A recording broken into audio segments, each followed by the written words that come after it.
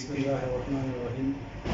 زمونږ په سولو تاریخ چې کوم الیکشن عمران خان په پاکستان په سطح کې پاکستان په سطح چې په کې کې پنجاب کې او په دغه کې چې کوم سم کې کوم الیکشن شوی دی او چې کوم ریزلټ راغلی نن موږ د کبیر خان چې زمونږ سابقه امیدوار هم و او اوس راتلونکي امیدوار دی ان شاء الله چې دا به یې ان شاء الله موږ د ده په قیادت کې اوس هغې دپاره یو میسج ریکارډ کړو نو موږ کبیر خان ته خواست کړو چې هغه خپل اظهار وکړي.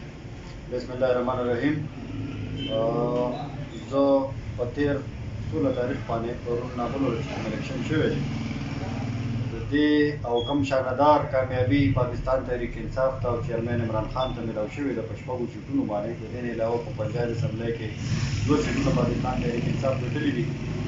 دې باندې د پاکستان تحریک انصاف ټولو ورکرانو ته او ټول قوم ته مبارکباد پیش کوم، ځکه چې دا 13 جماعتونه یو طرف ته عمران خان بل طرف ته او عزت او ذلت دا د الله تعالی په لاس کې دی.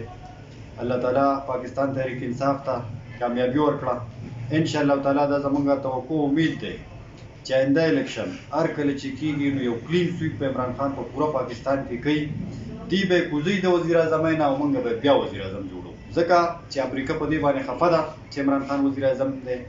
عمران خان نن امریکې ته خو مولا ورته قبول دی، ټول خلک ورته قبول دی چې هغه دې راشي ودې ګټي، عمران خان ورته قبول نه دی. خو زمونږ د دې قوم دا یو ضد دی، دا یو فیصله ده انشاءالله چې عمران خان به په 2 تیايي اکثریت باندې یو ځل بیا ګټ ورکړي چې الیکشن کېږي. اوس موږ د پاکستان تحریک انصاف ورکران د پوره بنیاد او بیا په خصوصي توګه باندې د دې پی کې 25 د خان صاحب د کال په انتظار دي چې هر کله هغه د لانګ مارچ کولو کو دلته زموږ تیاریانې شروع دي. نو ان شاء الله تعالی دا زموږ عزم دی چې په بھرپور انداز کې به ان شاء الله په هغې کې شرکت کوو.